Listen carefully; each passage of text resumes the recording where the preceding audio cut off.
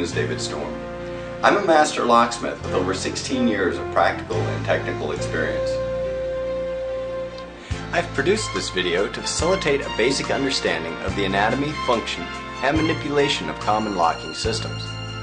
For the last 8 years, I have traveled the gun show and ham radio circuit, demonstrating and selling locksmithing tools. Through these shows, I have met many locksmiths and laymen alike.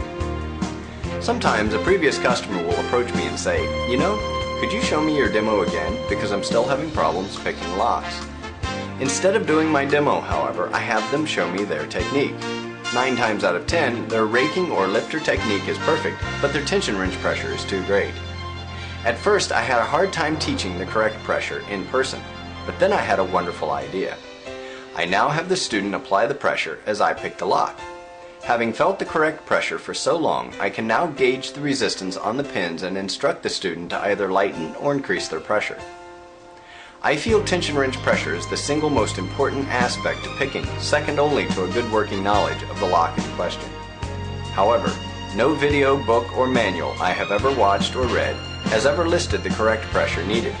They either state that a nebulous light pressure is required or state an unbelievable amount. In a recent example, I watched an instructional lockpicking CD where tension wrench pressure was listed at a whopping 1 pound. That is 14 times higher than the maximum pressure I would ever recommend. Obviously, it would be difficult to impossible to pour all 20 years of my experience and knowledge into a video, but on the topics covered, I have tried to be as thorough and straightforward as possible. If you see me at a show or presentation, please approach me and say hello. Thanks for watching. For PickLocks.com, I'm David Storm.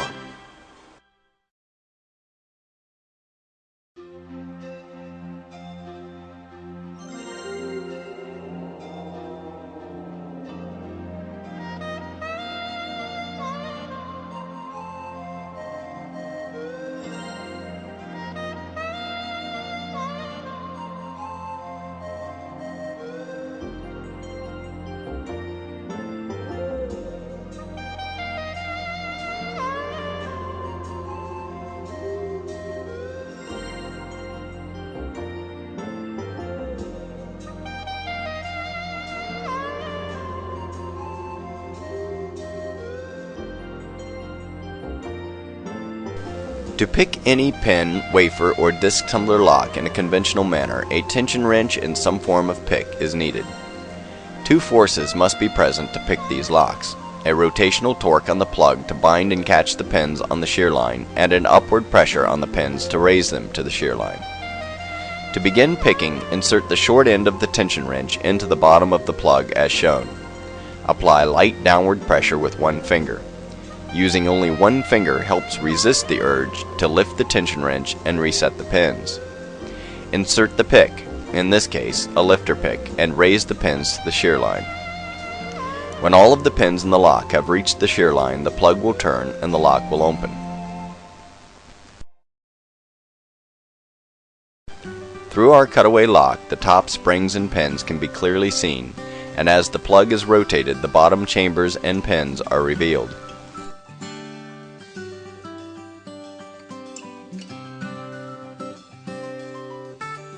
Using a lifter pick, the pins are raised to the shear line. This is the action used in picking.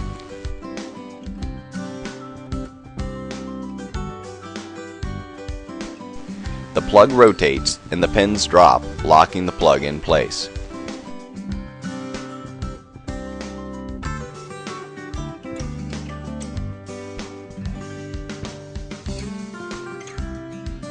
With the tension wrench and lifter pick inserted, we begin to lift each pin individually. Randomly, the top pins can be seen catching and hanging on the minute lip created by the tight turning force exerted on the plug by the tension wrench. When the last pin is lifted into place, the plug is free to turn, unlocking the lock.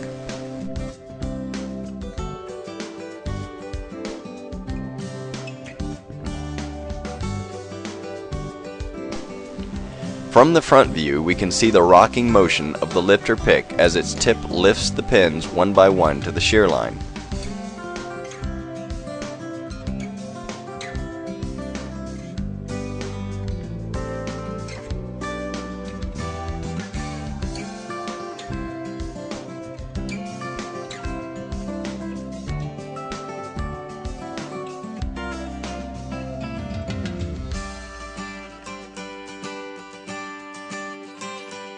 When using a lifter pick, one should exert no more than 1 ounce of pressure on the tension wrench.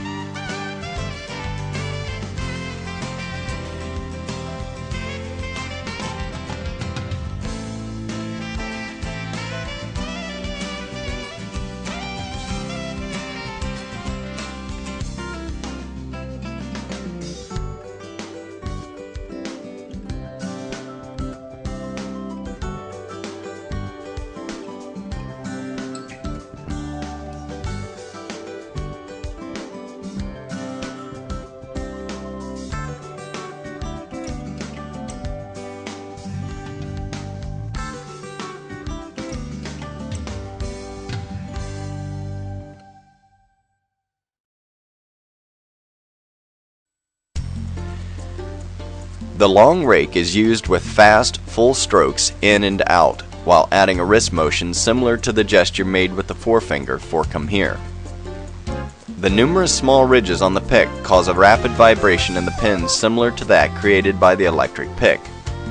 This vibration raises the pins to the shear line very quickly. The drawback to this pick, however, is if the back or last pin is shorter than the pins toward the front, the back pin will seldom lock on the shear line. This can be remedied by picking the front pins with a long rake and lifting the last pin with a lifter or DeForest pick. The amount of tension applied to the tension wrench for raking is considerably less than that used for lifter picking. In terms of weight, this equates to less than half of an ounce, or the amount of pressure required to depress a key on a computer's keyboard.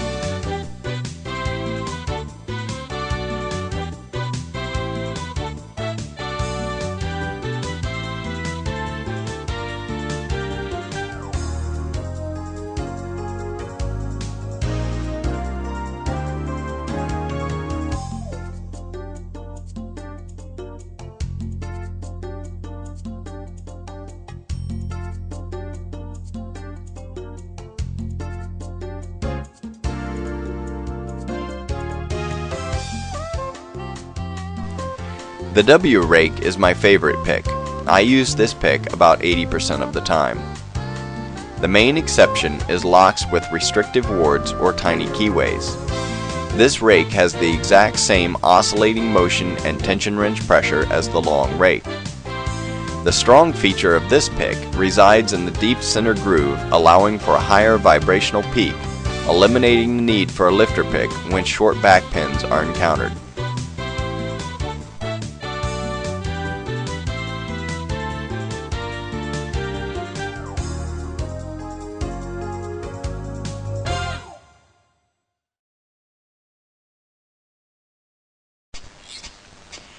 Master keyed locks differ from single keyed locks in that master keyed locks contain extra pins.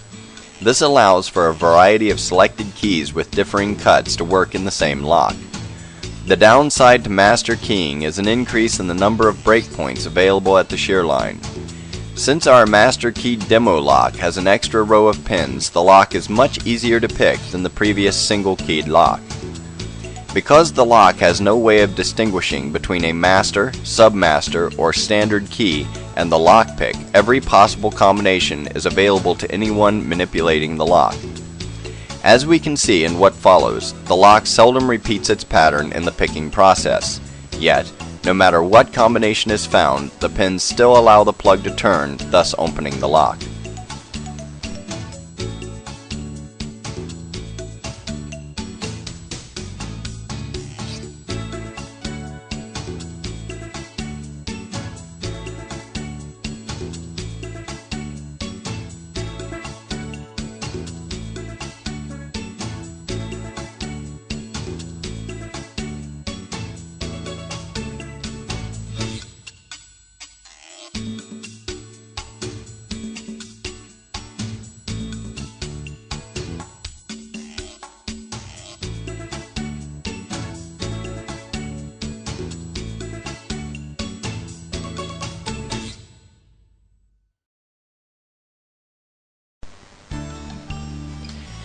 Handcuffs are of the simplest design. They have only 3 moving parts: the shackle arm, locking cam, and double locking feature.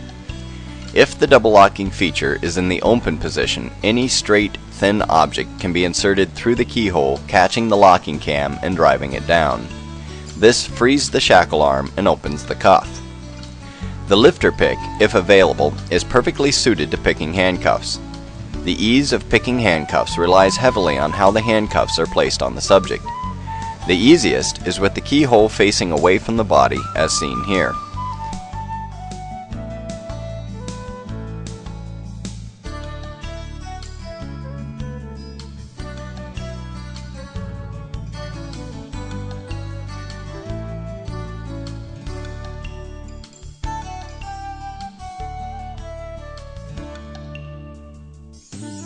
If the keyhole is facing the body, it is slightly more difficult, as the hands must now be rotated to gain access to the keyhole. This technique is impossible with hinged cuffs, in which case the pick would be placed in the mouth to gain access to the keyhole. This is difficult at best.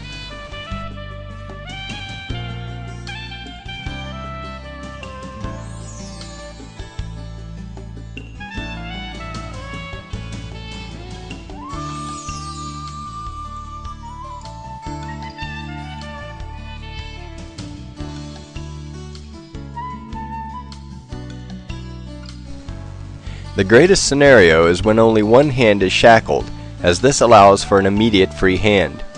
This is common when 2 individuals are shackled together, or an individual is shackled to an object.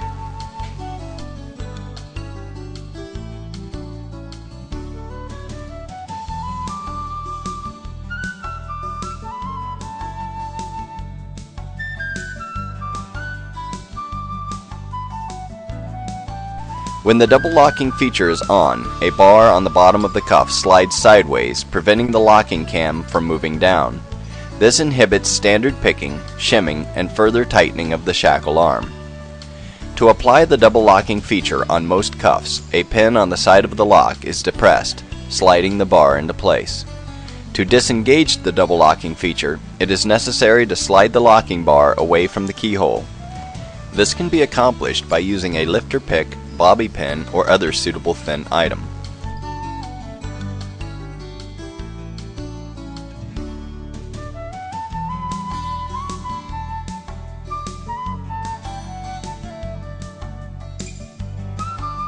Once the locking bar has been slid out of the way, the cuff can then be picked in a standard fashion.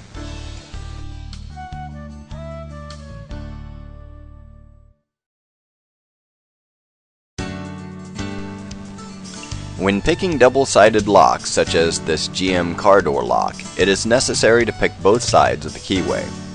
Rake one side, maintain light tension wrench pressure, remove the pick, turn it over, and rake the opposite side.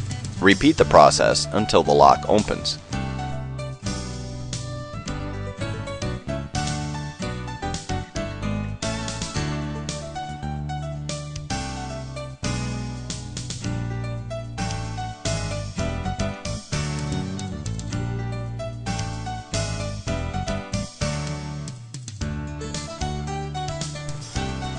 A popular car tool is a jiggler key.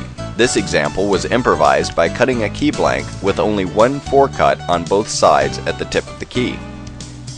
To use this jiggler, the key is inserted and a constant light torque is applied to the key. It is then wiggled in and out until the lock opens. The lock can also be relocked just as easily.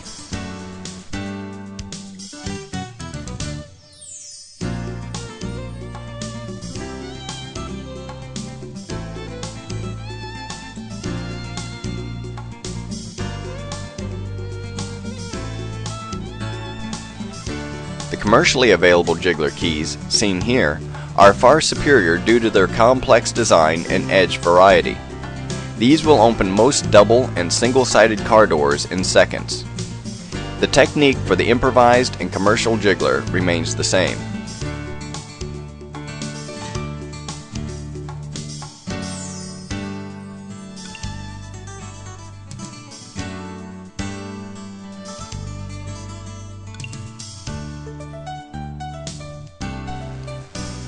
To use an electric pick on a double-sided lock, like this car club, insert a tension wrench in the center of the keyway.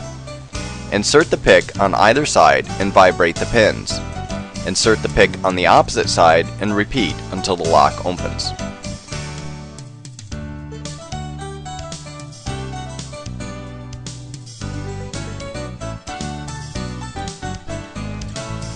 The easiest way to open almost any club is with one of the commercially available jigglers, such as this ball key. To open this lock, simply insert the key, apply light rotational torque, and wiggle the pick in and out as shown on the previous car door. When the plug turns, the lock is open. To pick the club with standard picks, insert the tension wrench into the center of the keyway and apply light pressure. Next, insert a pick such as this small diamond on either side and rake 4 or 5 times. Insert the pick on the opposite side and do the same. Repeat the process until the lock opens.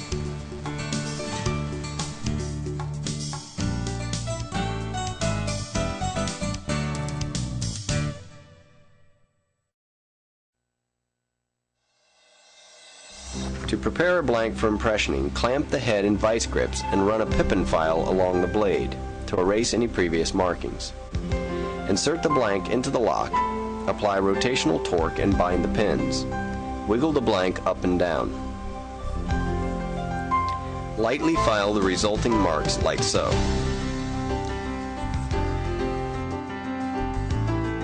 Repeat the binding and wiggling.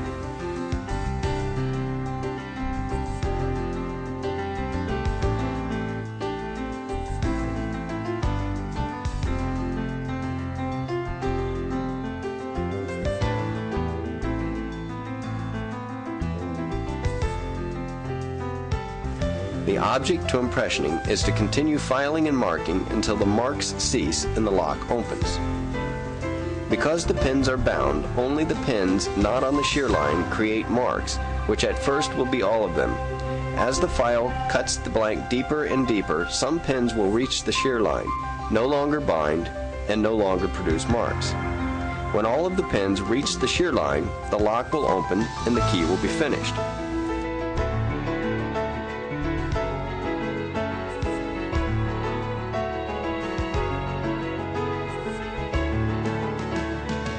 The most reliable way to see the marks made is to put the blank between yourself and a light source. Never guess. If no marks are visible, simply repeat the binding and wiggling process until the marks are clear.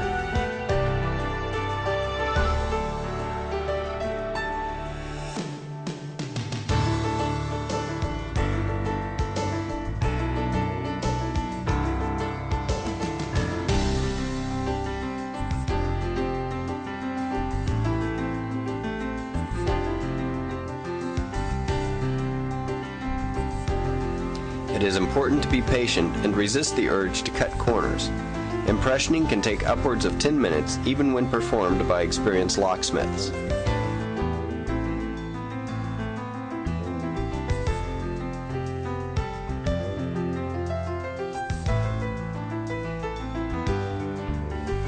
One must also watch out for stress fractures in the key blank near the head, as the blade often snaps off in the wiggling binding process. To avoid this, if stress fractures are seen, the current key cuts must be copied onto a new blank to continue safely. Many times this can also be avoided by simply using a high-quality name brand blank instead of a low-quality generic blank. Also remember that files only cut in one direction, so for the return stroke the file is lifted and brought back to prepare for the next cutting stroke. Hacksaw techniques are incorrect.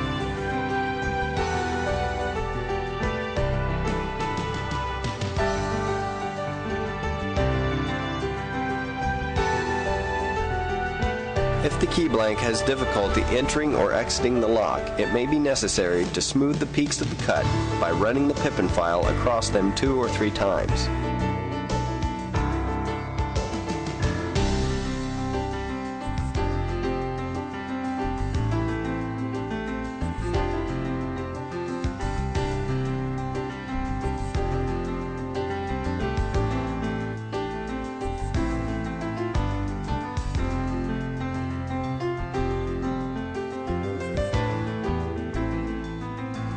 Greater stability can be achieved by placing the file against the thumb, giving a more precise cut.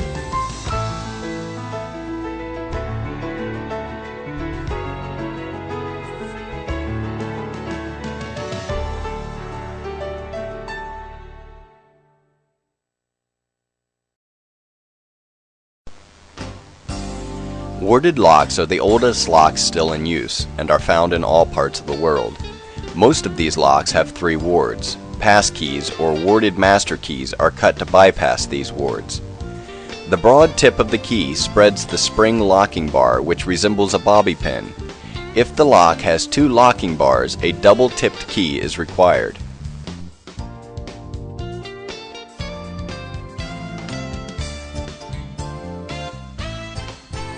The use of the key is simple. Just insert and turn. If the lock doesn't open, try a different key.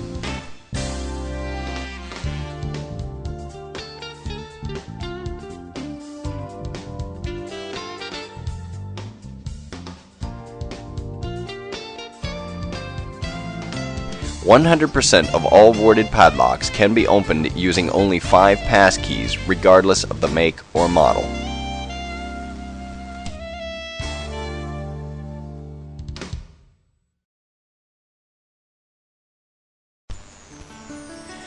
Pin tumbler padlocks such as this master are picked in the same fashion as any other pin tumbler lock. Simply apply light pressure on the tension wrench and rake the pins, in this case with a small diamond pick.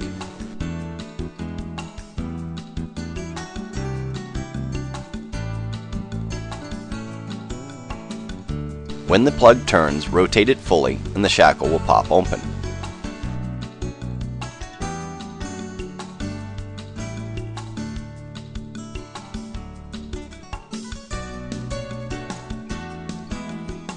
With the Avis Buffalo high security disc lock, super light pressure is used to bypass the spool pins. Note that the tension wrench is twisted to allow for a feather-like touch. To begin, insert the tension wrench but do not apply pressure. Insert the pick and apply super light pressure. Rake the pick down and out as though trying to scrape layers from the pins. Continue raking while maintaining light pressure. If the plug turns slightly and locks in place, then the pressure is released and the process begins anew.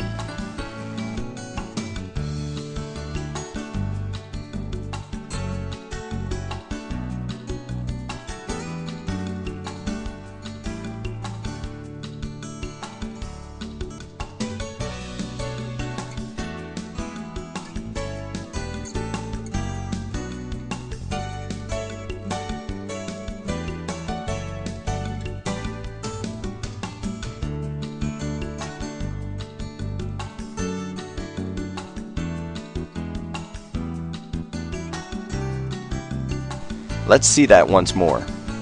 Insert the tension wrench, but do not apply pressure. Insert the pick and apply super light pressure. Rake the pick down and out as though trying to scrape layers from the pins. Continue raking while maintaining light pressure, and the lock opens.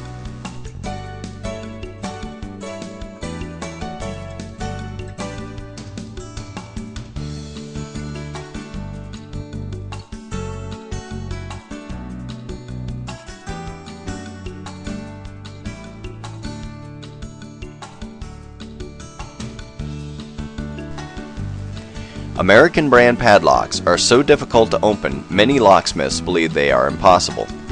As you can see, however, they are quite pickable. In fact, this American brand military padlock was given to me at a gun show after a fellow vendor said, "I sell these as pick-proof, and if you can pick this, I'll give it to you."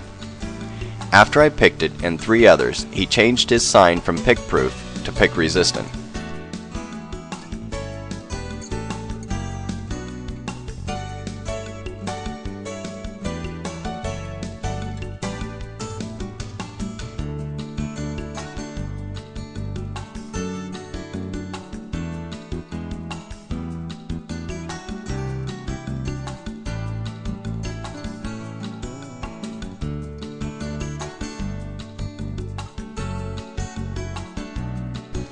American padlocks can be rather easy if you follow a few simple steps.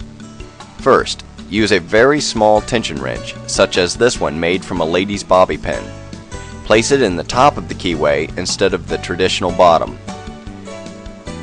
Second, use super light pressure to bypass the scored security pins. Third, use a small pick to bypass the keyway wards. And finally, if the lock is free, keep it against your chest for greater precision and control.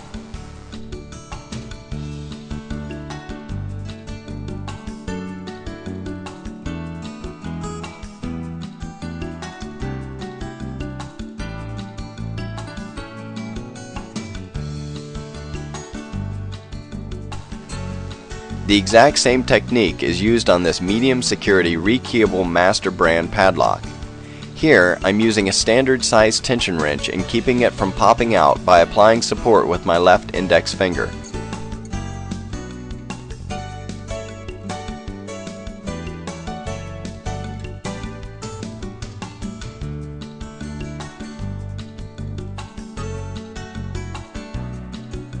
A wonderful feature to rekeyable padlocks is that once picked, the core can be removed and the pins replaced with new ones to fit any key.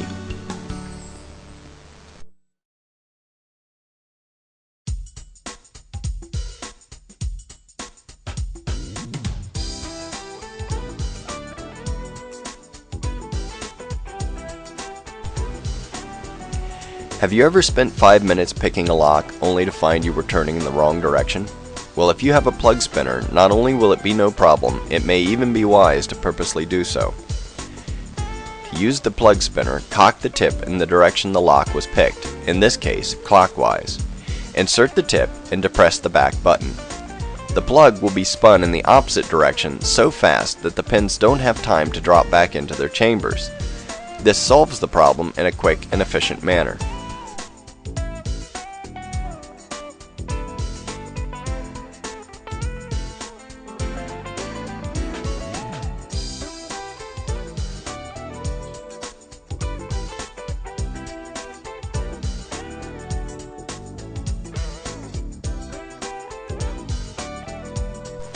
In many cases, a lock will pick towards the wrong or locking direction easier than towards the unlocking direction.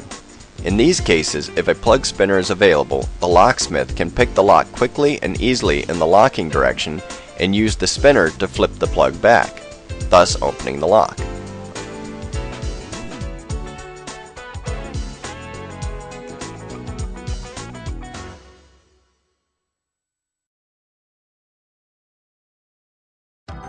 Tubular locks are pin tumbler locks that have their pins arranged horizontally instead of vertically. To pick these locks, the pins are depressed not upwards but inwards. Many commercially available picks exist, such as the one seen here. To use this pick, we begin by resetting the fingers. This entails loosening all 8 finger tension knobs and pressing downward on the fingers to align them with the pick body as seen.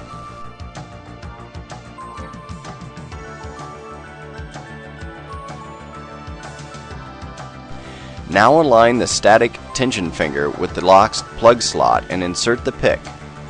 Apply a light turning force to the pick and begin pushing the fingers in one by one in a round robin fashion. This is akin to lifter picking, except instead of lifting the pins to the shear line, we are pushing them to the shear line. Stiff pins are depressed first, leaving spongy feeling pins for last.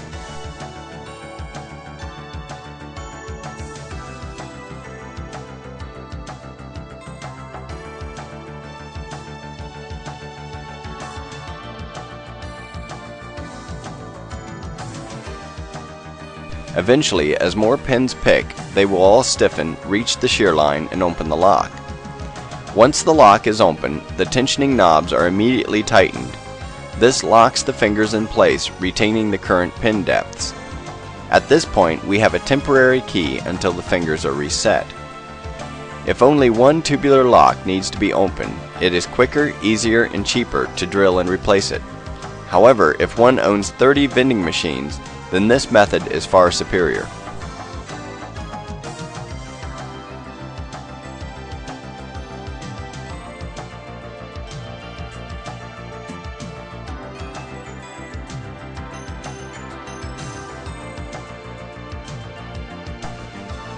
To decode the fingers, measure the amount visible within the slots. Begin on the left end of the static tension finger and continue in a cyclic fashion until reaching the opposite end. Record the decoded numbers in order. These numbers can then be used to cut a key matching those depths.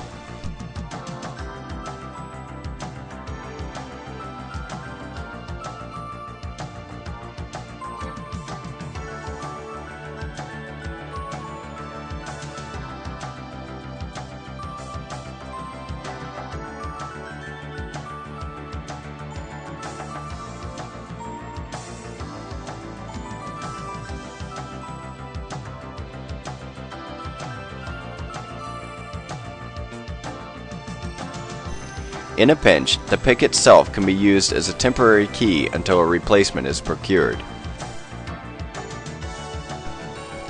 These tubular picks by Southern Ordnance are without a doubt the best available, and will outperform many other tubular tools that cost twice as much or more. The picks ship with a cap for the tip, which is simply a rubber nipple available at any Lowe's or similar do-it-yourself store, and can therefore be easily replaced if lost. The steel washer is used to push all 7 or 8 fingers forward simultaneously and was the first thing I removed when I received the pick. It is not necessary and will interfere greatly with the technique shown. As you can see here, I have removed the washer on the 7-pin version to allow for easy access to the pick fingers. In this technique, the fingers are not pushed flush with the tip but pulled back to the base of the milled grooves in the front of the pick.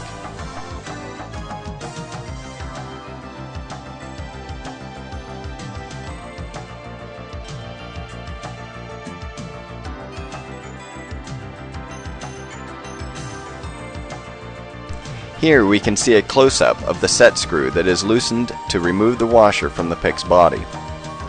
Also note the excellent craftsmanship and attention to detail in the milling and placement of the pick fingers and stainless steel core.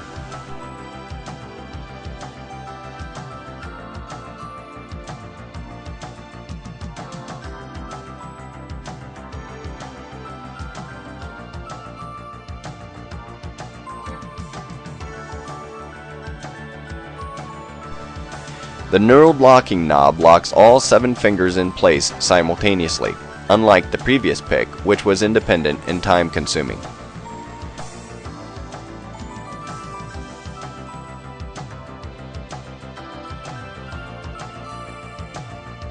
To begin picking, loosen the knurled locking knob surrounding the pick's core. Now carefully pull each finger back to the base of the milled grooves.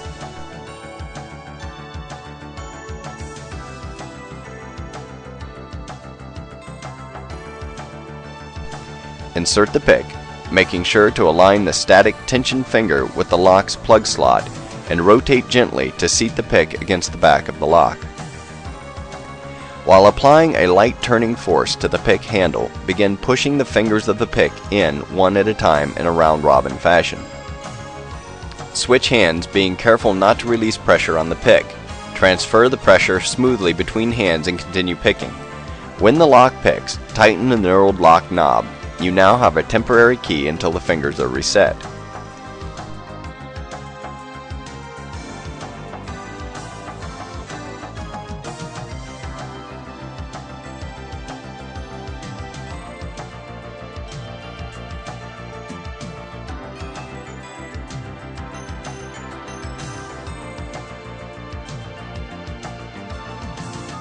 The final score for this pick is a 10. I like the action, the slip-resistant handle, and the knurled locking knob. This is the best tubular pick I have used in years. The tubular pick in the previous demonstration cost around $800, and this pick outperforms it in speed and value. The price of this pick? Only $80, or $150 for both the 7 and 8 pin. I highly recommend this pick. This Jennings trigger lock is another example of a tubular style lock. To open this type, wedge an ordinary tension wrench into the center star. Apply light pressure and begin depressing the pins one by one in any order. This can be accomplished using a straight pin, hat pin, toothpick, feeler pick, bobby pin, or any other straight, thin item. When the tension wrench turns, the lock is open.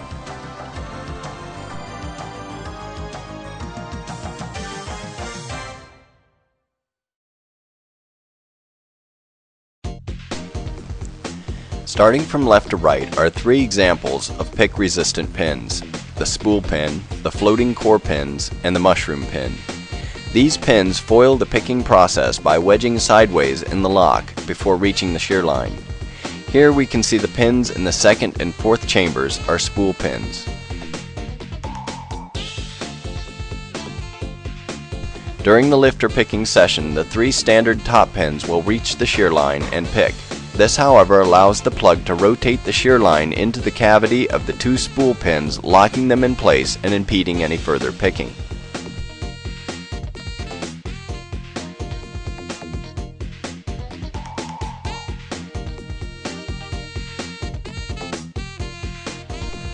However, if rake picking is combined with super light tension wrench pressure, the spool pins will usually vibrate into place, allowing the lock to open.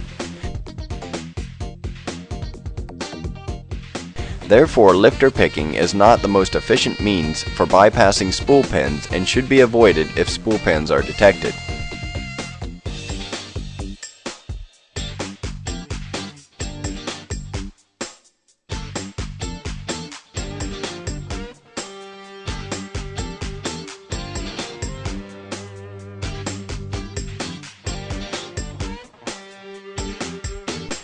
The most effective technique with standard tools entails lifting all pins above the shear line simultaneously, applying super light pressure, and then lowering the pins back to the shear line with a rake picking motion. In this way, the top pins never come in contact with the shear line, making it impossible for the spool pins to bind.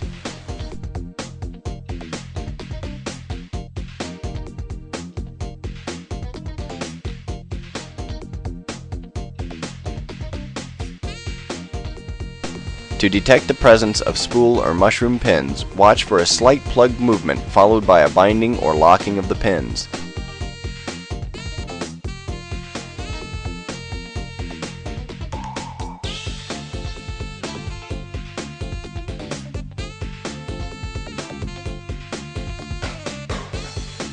This seizure can be easily felt in the pick and sometimes prevents the pick from moving until pressure on the tension wrench is released.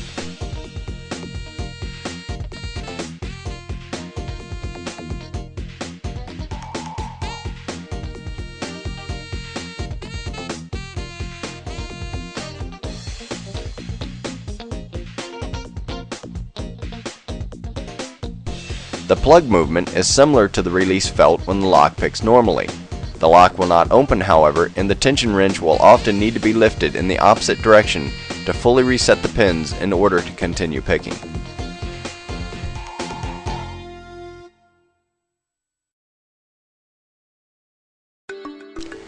Electric picks produce a vigorous vibrating action which transmits through the bottom pins, causing the top pins to fly upwards, creating a separation or gap at the shear line.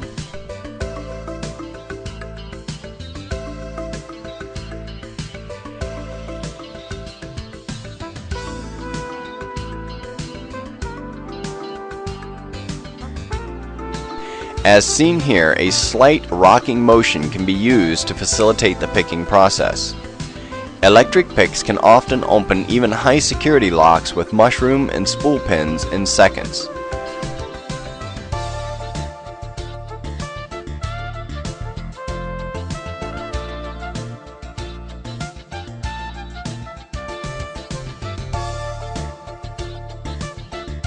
The technique is basically the same as that used with standard picks.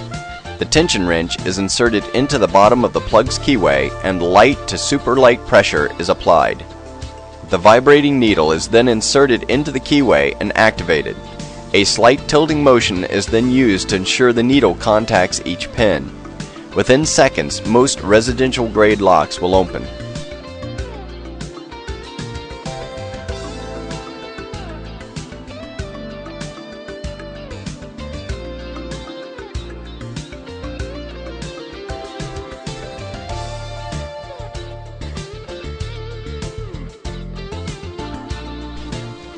The degree of vibration can be controlled by adjusting the set screw on the bottom of the pick body.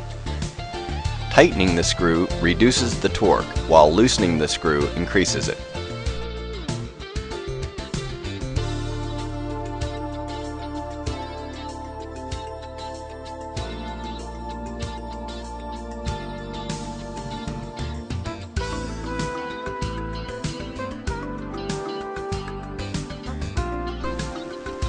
Commercially available electric picks usually come standard with an Allen wrench, standard tension wrench, 3 or 4 pick needles, and a feather touch tension wrench.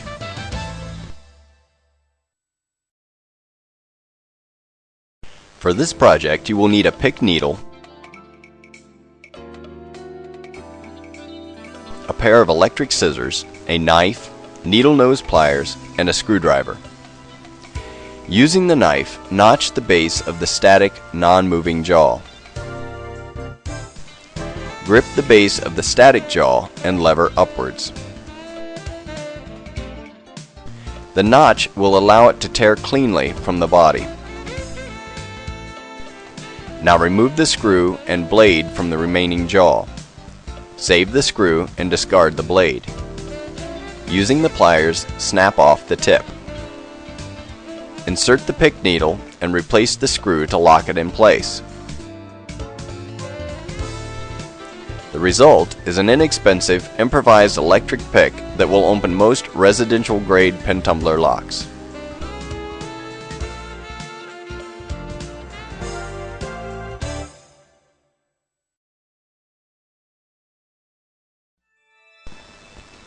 In lockout situations, it is sometimes easier to pick a side door or back door instead of the front door. Often, however, these doors are not only locked but also chained. To bypass a security chain, insert a thumbtack in the door just above the chain slide, or for metal doors, use a neodymium magnet.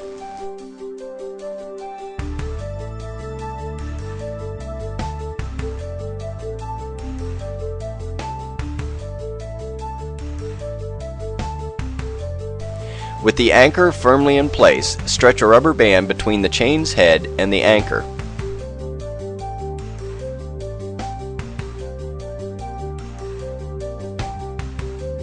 When the door is shut, the chain's head will be drawn down the slide to the opening slot. If the door is shaken at this point, the chain will fall out through the slot, freeing the door.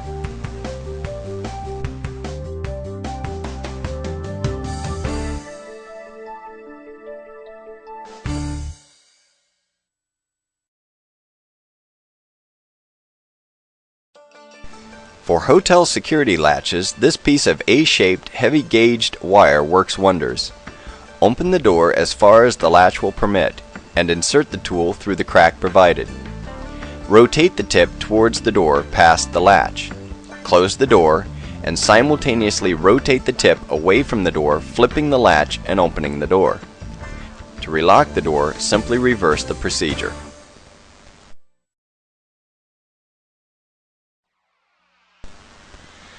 Push-button combination locks are popular in commercial applications where a high employee turnover is common, including FedEx mailboxes, hotel management doors, fast food restaurants, and realty key boxes.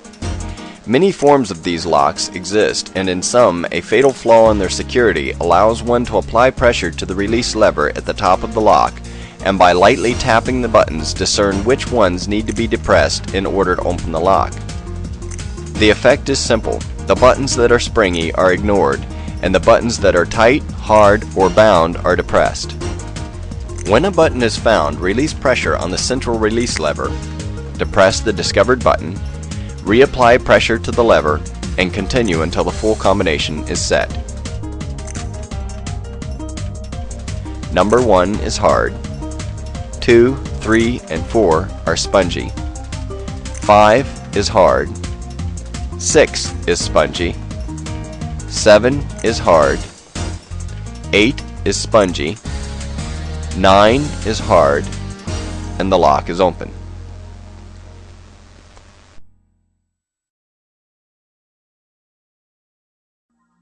If you're curious as to what a key and knob lock, a pair of pliers, and an auto body dent puller have in common, I'll show you. This technique, while not very pretty, yields extremely fast results. In an emergency lockout situation, it is necessary to open the lock quickly and reliably. To do so with these tools, begin by screwing the tip of the dent puller into the keyway of the lock. Note, this will destroy the lock.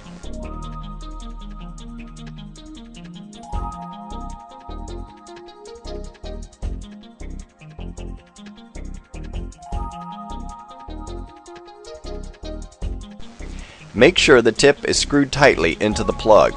If so, use the slammer weight to wrench the lock from the lock body.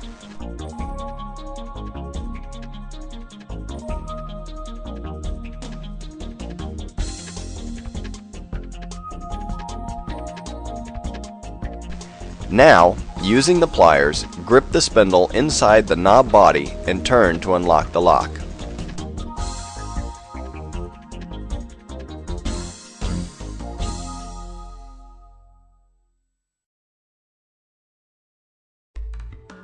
To drill a lock, start by drilling an 1/8 inch pilot hole just above the plug's keyway.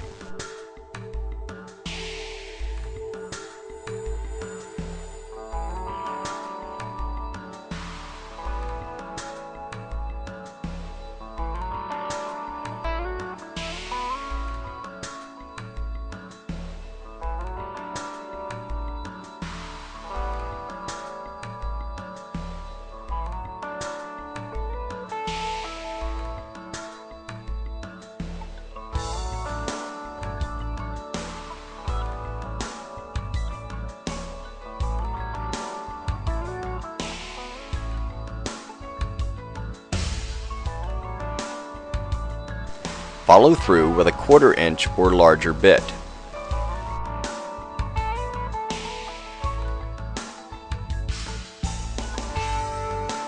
Commercially available templates do exist to overlay on the lock if a more precise location for the hole is needed. Once the lock is drilled, use a flat blade screwdriver or key blank to turn the plug and open the lock.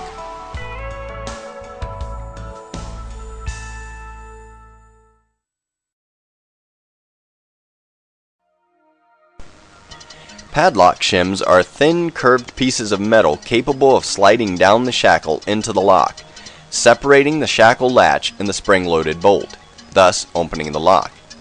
The ears on the shim allow for easy rotation, as the shim must be inserted down the outside portion of the shackle and forcefully twisted to face the inside body of the lock.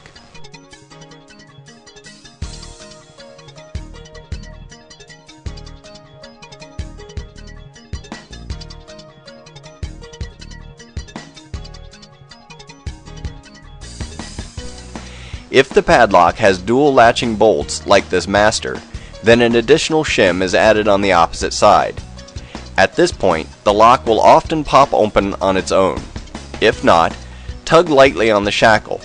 If the lock still fails to open, readjust the shim and repeat the tugging.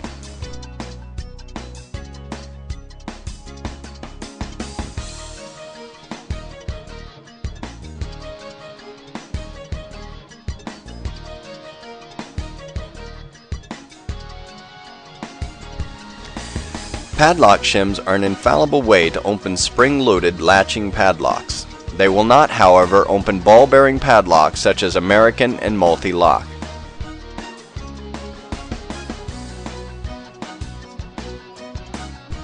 Master combination padlocks, despite their inexpensive construction, are nearly impossible to manipulate. Unlike this see-through combination lock, master locks employ false gates on their wheel packs, preventing the manipulator from effectively feeling the correct entry point. In this see-through lock and in many generic combination padlocks, the 3 wheels contain only one entry point, making it easy to feel the spaces as the knob is turned.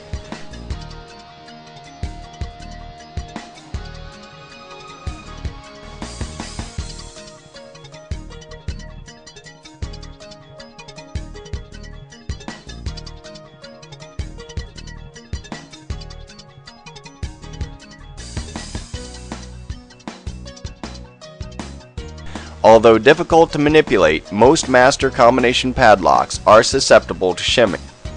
Following the previous instructions, insert the shim, twist into place, and tug the shackle to open the lock.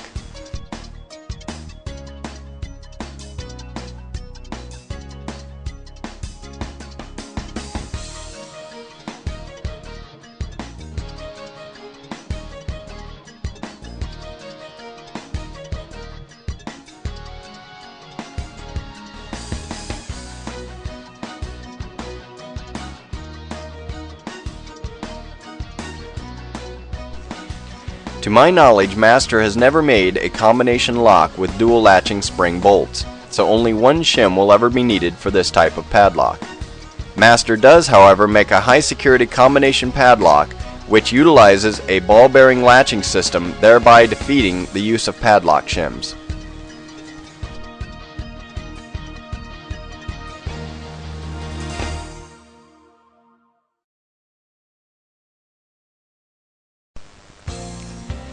Master 175 padlocks employ 4 wheels and a central pivoting cam. On one end of this cam, 3 fingers rest on the spindle connecting the 4 wheels, and on the other a single finger keeps the shackle from opening. If the correct combination is entered, the 3 fingers drop into depressions on the spindle, consequently causing the opposite single finger to pivot upward. When this finger rises, the shackle is free to open.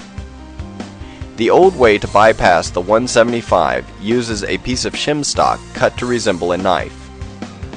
Insert the shim along the right side of the 3rd wheel and angle down.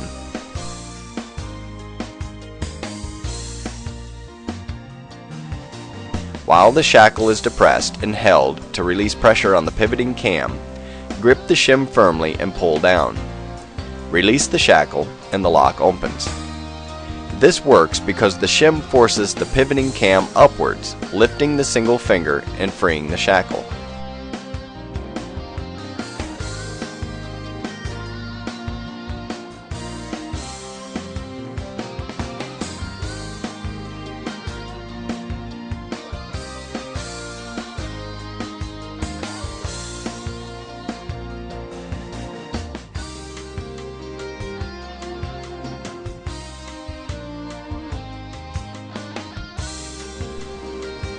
The new way uses a common lifter pick.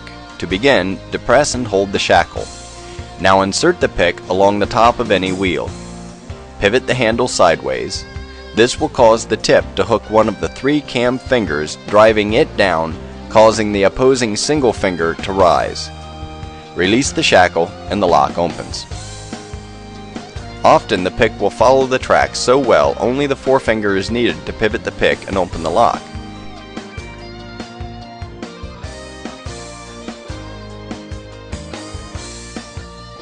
In this close-up, we can see the curve of the pick must always face to the right, and the handle is always pivoted to the left.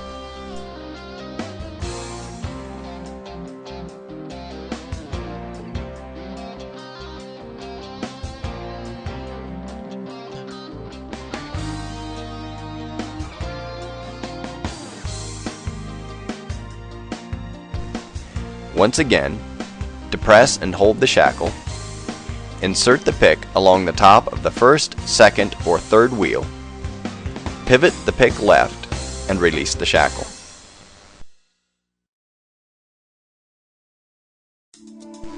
Within seconds, this filing cabinet lock can be opened using standard picking methods. The tension wrench is inserted in the bottom of the keyway and light pressure is applied. Now the pick is inserted, and using a long come-here motion, the pins are raked from back to front.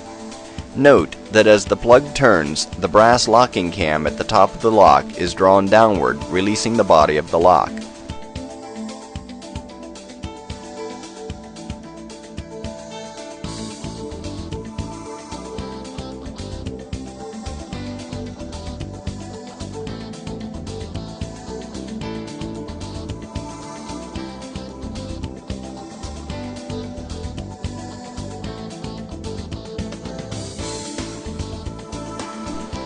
This brass cam is only here to show the mechanics of the lock.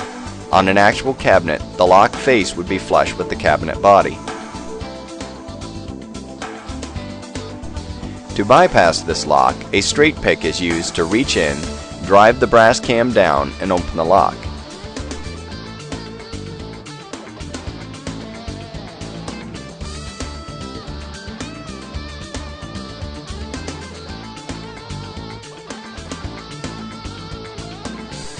Here, a diamond pick is used to reach the back of the lock.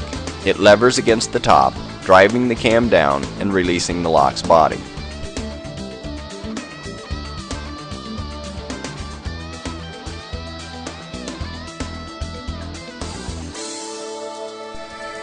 The same technique is applied to generic single bolt padlocks.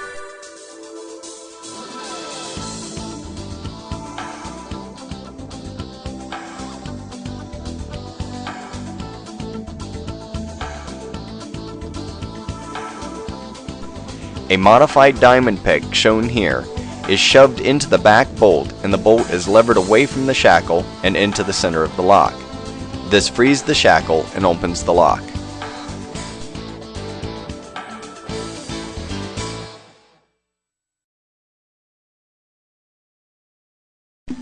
Gun locks, like padlocks, are essentially pin tumbler cores in a portable housing, so it should come as no surprise that they can be picked using standard techniques.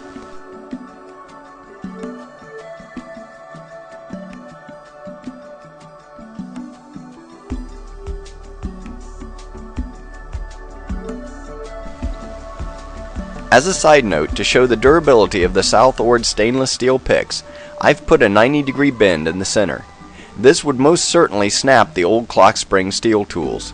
Here, however, we simply bend the pick out and immediately use it to continue picking. This is an extreme demonstration to show that under normal wear and tear, a Southord pick can last a lifetime, or in the worst case scenario, many years. Picking up where we left off, we insert the tension wrench, apply pressure with the forefinger, rake the pins, and open the lock.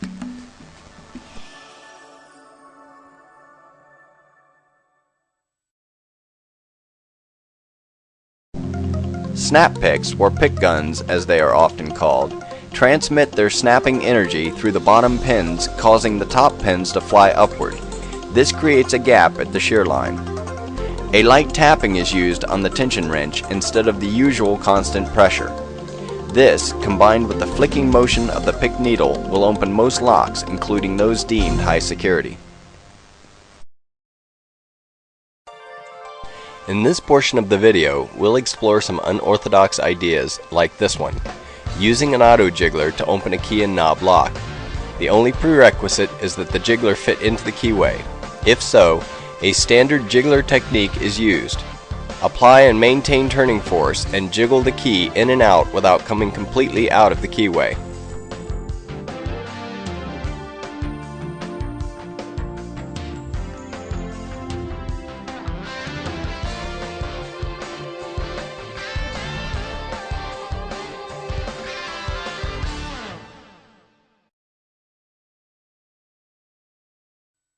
The same procedure can be used with a key that has deep cuts in the center. It isn't foolproof, but in a pinch, it's worth a try.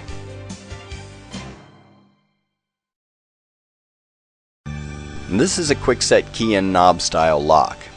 Begin by removing the spindle. Insert the quick-set core tool into the slot previously occupied by the spindle.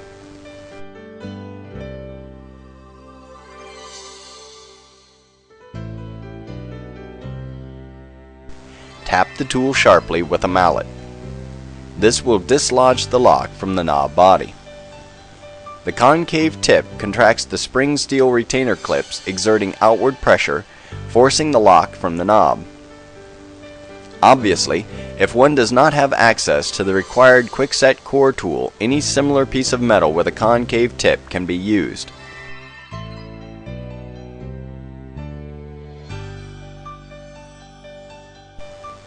Once the lock is removed, the next step is to remove the C retainer clip located on the plug at the rear of the lock. To remove the clip, insert a small flat blade screwdriver under the uppermost region and with a wiggling motion, loosen and free the clip. With the clip removed, we now have unrestricted access to the shear line, allowing us to insert our curved lock shim into the back of the lock along the top of the plug. Holding the lock as shown, apply light pressure to the shim. This will exert pressure on the last pin in the lock. Our goal is to raise this pin to the shear line, allowing the shim to slide between the top and bottom pin. This is accomplished by sliding our key blank into the lock, thereby raising all pins above the shear line. As the key is removed, the pins slide down the ramp on the front of the key. The shim catches the rear top pin at the shear line and keeps it trapped in the uppermost chamber. The process is then repeated for the remaining pins. When all 5 pins are trapped in their upper chambers, the plug will be free to turn. Keeping the plug in a rotated 45-degree angle, remove the shim and insert the plug follower into the back of the lock. This will drive the plug forward while keeping the top pins in the upper chambers.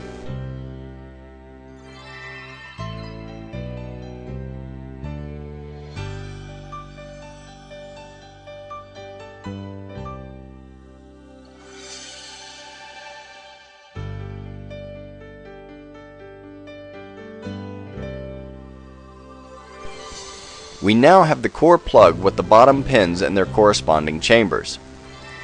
Insert the key blank and dump the pins into the pinning tray 1 pin at a time. If this is a working lock, the utmost care must be taken to replace the pins in the order in which they were removed.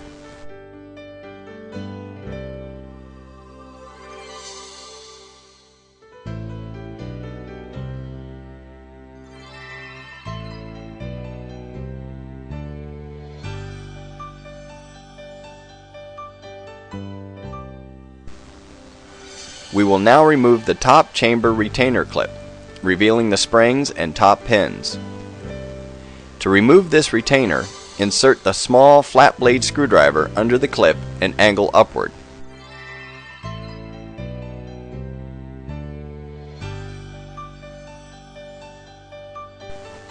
Carefully remove the springs and pins. Here, the order does not apply as the top pins and springs are of a uniform size.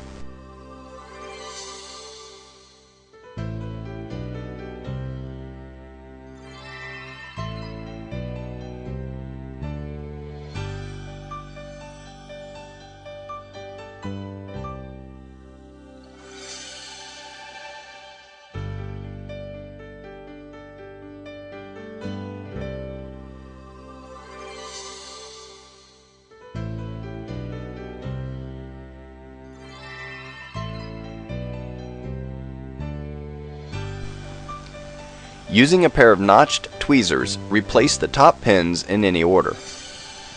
Ordinary tweezers can be notched using a small round jeweler's file.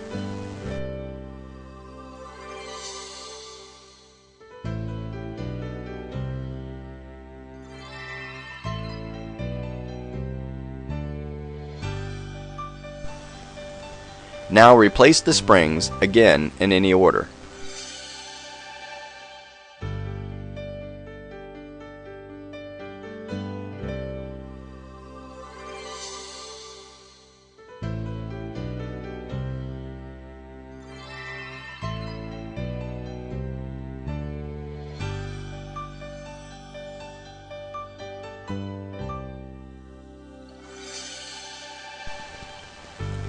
Snap the top retainer clip back in place.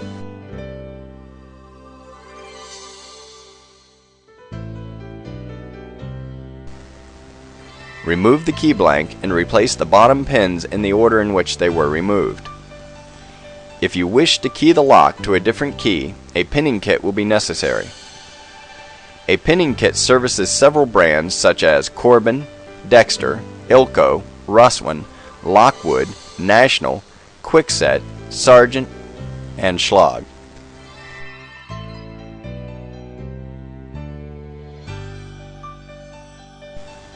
The numbers on the left correspond with the numbers on the key. For example, this Schlag C blank has a depth cut of 74479.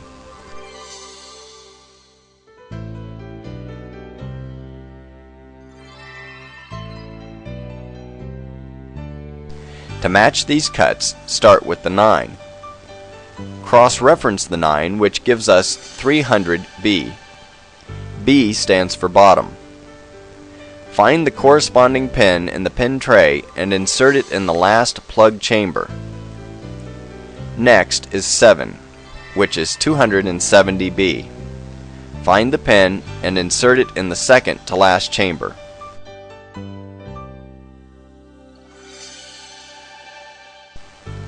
Followed by 4, which is 225B. Locate 225B in the pin tray and insert it in the third to last chamber. Follow suit for the remaining 2 cuts, 4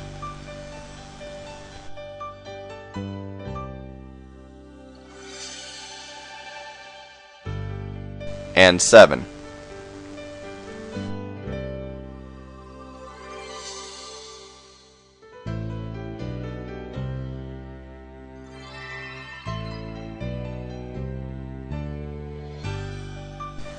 With the bottom pins replaced, we can now insert the plug back into the lock.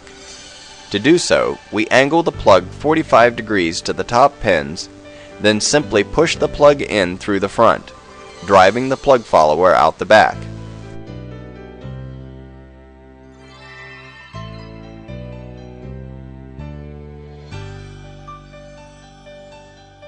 To lock the plug in place, insert the key blank tip and rotate the plug until the top pins drop into the plug chambers.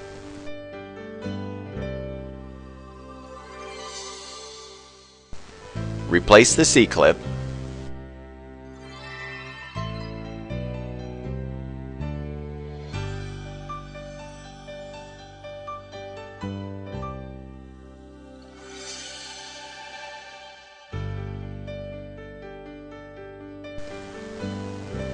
Finally, insert the lock into the knob and snap into place.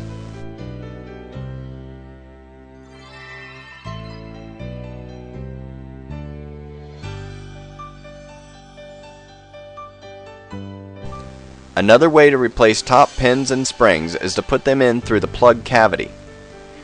This cutaway lock gives us an excellent view of the springs and pins as they are replaced into their chambers. Remember, when dealing with top springs and pins, the order seldom matters as they are generally of a uniform size.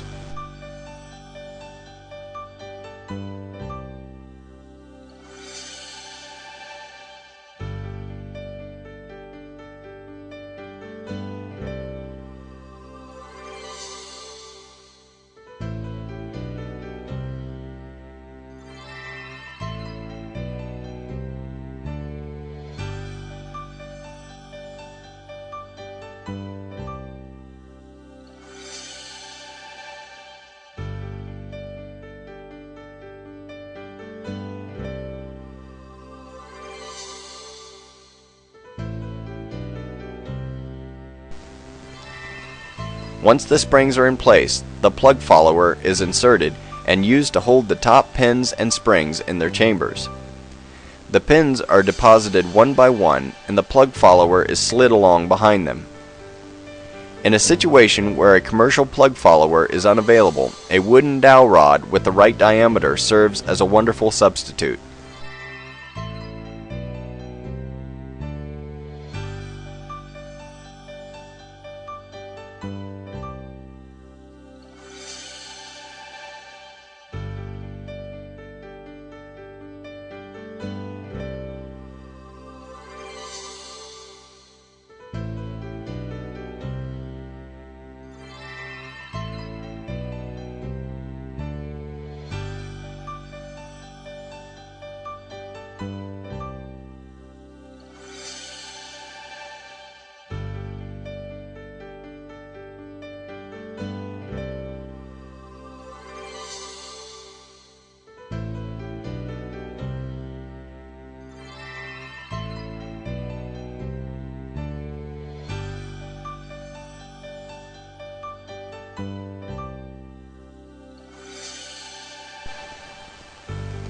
As in the previous exercise, we put the bottom pins into the plug.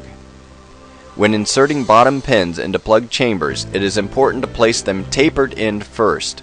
This is so the pins will ride smoothly up the key's front ramp.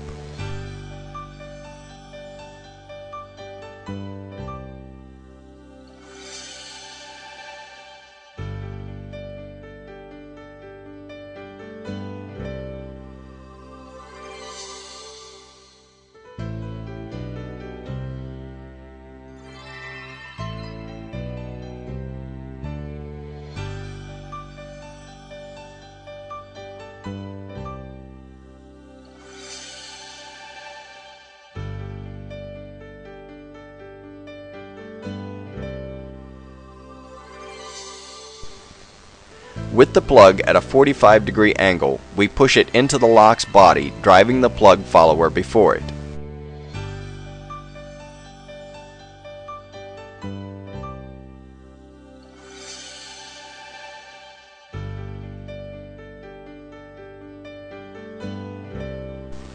Here, we can clearly see the importance of the plug follower.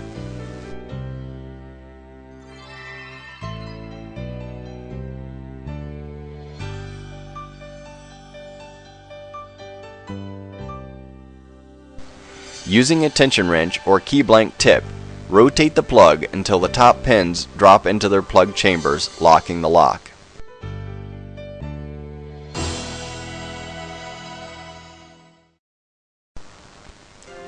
The jackknife and featherweight jackknife are two wonderful pick sets designed and manufactured by Southern Ordnance. To open the pick, grip the center of the tension tool and pull up with one hand while pushing it out with the other. Loosen the knurled screw on the bottom of the pick. This releases the jackknife picks.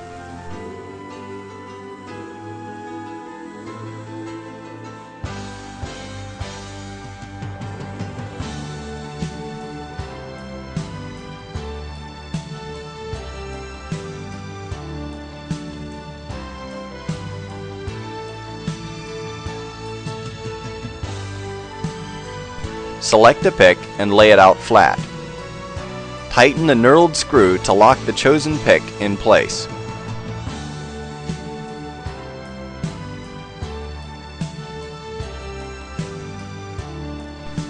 When finished, loosen the screw and replace the pick. Retighten the screw, locking all the picks in place.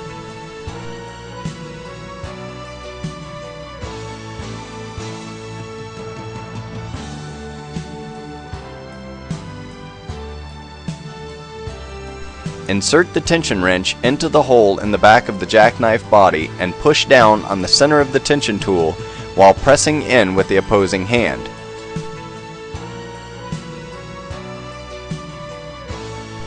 Snap the end in place and the jackknife stores easily in a pocket or on a keychain until needed.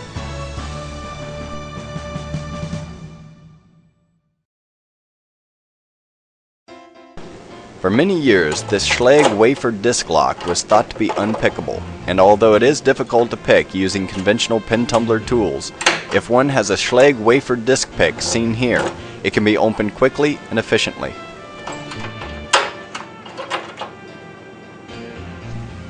The technique entails inserting one of the 4 keys provided into the lock and sliding the wire tool above the key as far in as is permitted. Now a light pressure is applied to the remaining half key, as one would apply pressure to a tension wrench. Remove the wire tool and release pressure gradually on the key until a single click is heard or felt. Once the click is heard or felt, the lock is picked and a greater pressure may be applied to turn the plug and open the lock.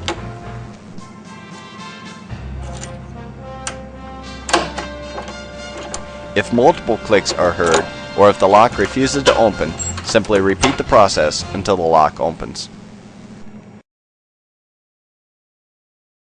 Now here's a unique situation. I had this happen one time to a gentleman's safe. When he was transporting the safe, it was in the back of the truck. The pins vibrated and the core turned.